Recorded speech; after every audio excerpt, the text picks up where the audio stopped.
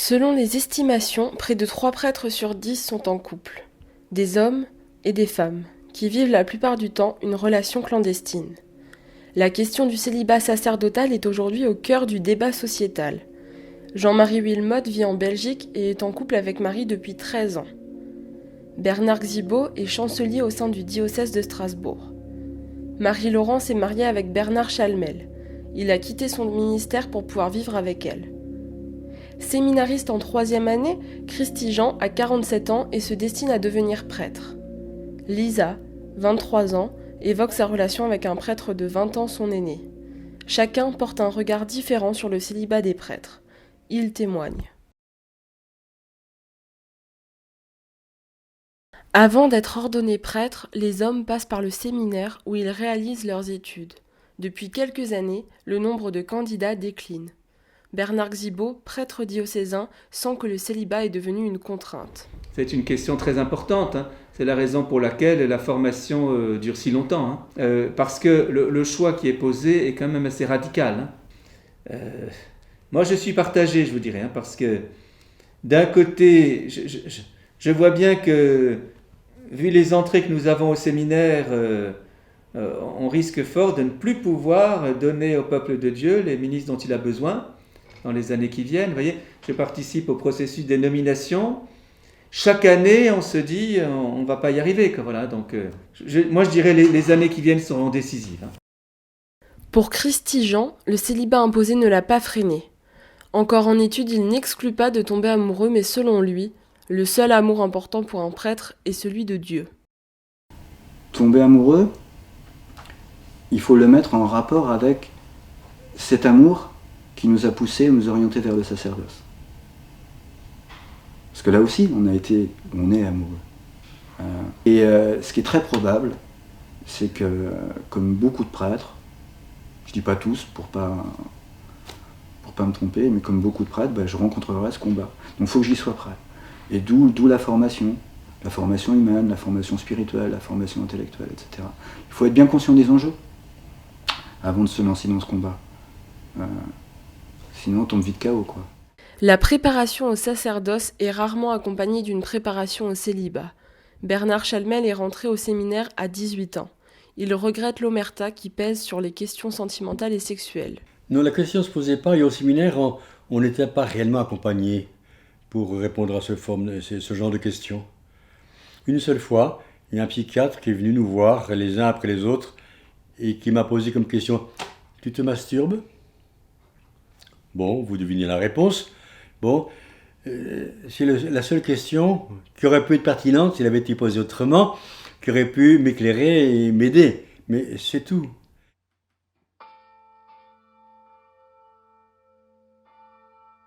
Et même si les règles étaient bien claires au séminaire, cela n'a pas empêché Jean-Marie Wilmot de faire preuve de rébellion. Et alors, on vit en communauté, dans un grand bâtiment, avec des cours, comme tout le monde, des cours un peu partout. Mais on ne revient pas chez soi, on ne fait pas ce qu'on veut. Donc il y a déjà les exigences de savoir vivre en communauté. Ce qui est un peu stupide, parce qu'après on est remis en paroisse, isolé. C'était un petit peu, on disait, mais pourquoi vivre en communauté ? Et puis après se retrouver tout seul. Bon, ça c'était ça. Deuxième règle, évidemment, pas avoir de copine. Et moi j'avais déjà une copine à l'époque avec qui j'écrivais, mais on correspondait. Mais c'était une correspondance, quoi. C'était mon premier amour, 18-19 ans. Vivre seul et vivre sa solitude. Après avoir vécu en groupe pendant plus de 6 ans au séminaire, les prêtres se retrouvent souvent isolés. Précédemment, j'ai toujours été en équipe. Après ma formation à Paris, je prends mes fonctions diocésaines. Et là, mon travail, c'est de parcourir le département. Je fais des kilomètres en pagaille. Je rentre le soir tard, je rencontre personne. Je ne suis plus en équipe. Je ne sais même pas où dire à la messe le dimanche. Je vis dans l'ancien petit séminaire, vétuste, habité par des courants d'air, rencontrant personne. Et là, j'ai commencé à souffrir beaucoup de solitude. Mais mon évêque a refusé que je m'en aille. Il m'a dit « Mais Bernard, qui c'est qui va te remplacer ?» Son souci, c'était que tous les postes soient remplis, surtout que c'était 2 missions importantes, vocation et enseignement religieux. et se prenant la tête entre les mains, tu ne peux pas partir. Personne ne peut te remplacer. Il n'aime pas poser de questions, pourquoi veux-tu partir? Et je n'ai pas osé lui dire parce que si je ne pars pas, mon célibat va être mis à mal. Demande. Il y a pas mal de jeunes qui ont envie de vivre leur ministère à plusieurs. D'abord, c'est plus facile de prier ensemble, de faire la liturgie des heures ensemble, de se soutenir aussi. Et puis c'est vrai que c'est peut-être plus sympa pour certains de se retrouver à manger à plusieurs, de rigoler ensemble, que de se retrouver tout seul devant sa soupe après une journée bien remplie. Je crois que ça dépend des gens, parce que la solitude, ça peut aussi être vu comme une chance aussi, comme quelque chose de très positif. Moi par exemple, si on me laissait le choix entre vivre à plusieurs prêtres ou vivre seul, je préférerais vivre seul. La solitude et le manque de chaleur humaine peut faire plonger dans la clandestinité. Des femmes, forcées de se cacher, vivent parfois un enfer. Marie-Laurence est la femme de Bernard, elle raconte leur relation clandestine. C'était des parenthèses idéales. Donc on le vivait, enfin moi je le vivais très fort. Mais 3-4 heures avant qu'il s'en aille, je le sentais qu'il commençait à se raidir.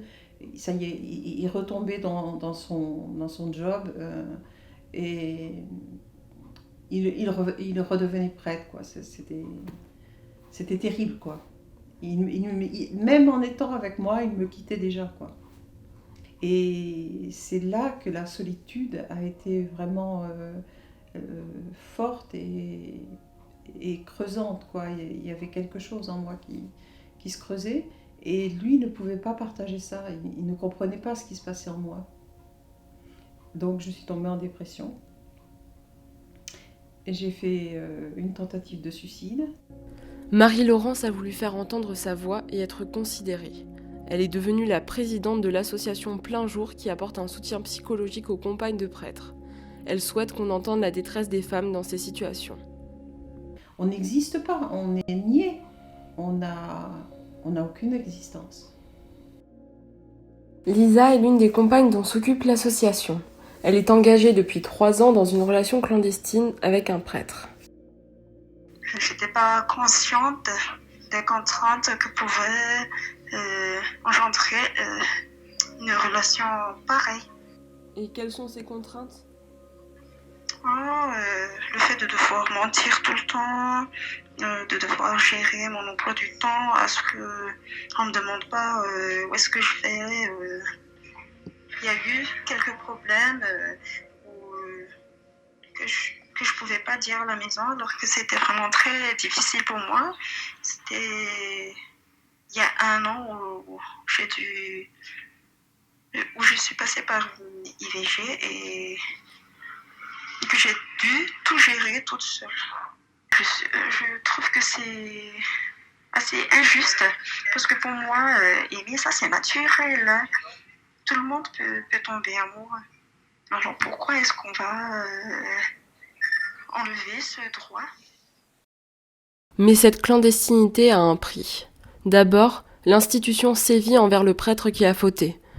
Pour Bernard Xibaud, il faut assumer les conséquences de ses actes. En tant que chancelier, il ne se voit pas accepter une telle situation. Est-ce que tu demandes à un gendarme, allô, est-ce que vous m'autorisez à faire une exception de 150 sur l'autoroute? Non. Tu sais très bien que le gendarme va te dire que c'est pas possible. Hein. Après, si tu fais tes 150 et que le gendarme te prend pas, ben ma foi, tant mieux pour toi, voilà. Donc, moi, si si un confrère me dit, c'est ce qui n'arrive pas, mais enfin ce qui pourrait arriver, donc est-ce que le diocèse va tolérer ma situation clandestine? Ben, je suis obligé de dire non. Tant que tu étais en situation clandestine, ben, je ne le savais pas, voilà. Mais si tu me le dis, hein, je suis bien obligé à ce moment-là de faire respecter la règle. Hein. Alors, ce qui a permis que je fasse le pas, c'est le fait que l'évêque m'a renvoyé du diocèse. Quand un jour il est venu au presbytère me disant « Bernard, tu as une fille ?» Oui, monseigneur, j'ai une fille, j'en ai même 2. Et alors là, c'est le coup près qui est tombé, la guillotine qui est tombée. Bon, il n'a pas posé de questions, il avait pris sa décision. Tu connais la discipline de l'Église, il faut qu'à la fin du mois, tu quittes la paroisse et le diocèse. tu vas en Bretagne, dans un foyer de charité, et dans un an, tu me diras ce que tu fais. Voilà. Dehors, tu pars. Alors, moi, je n'avais pas envie de réfléchir à ce moment-là. Le jour même, je téléphone à Marie-Laurence, et je lui pose la question, puisque je sentais qu'avec elle, quelque chose pouvait se vivre de sérieux avec ma famille et avec elle. Acceptes-tu de te marier avec moi ? Elle a dit oui, c'était une libération. En plus de la sanction de l'Église, la sanction sociale tombe. Marie-Laurence a subi du harcèlement de la part des autres paroissiens. À la paroisse du village, nous avons reçu des lettres de menaces, nous avons été mis à l'index.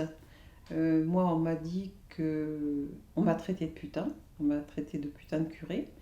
On m'a dit qu'il ne fallait plus que je touche aux fleurs, que je chante, que je n'approche plus de l'autel, que je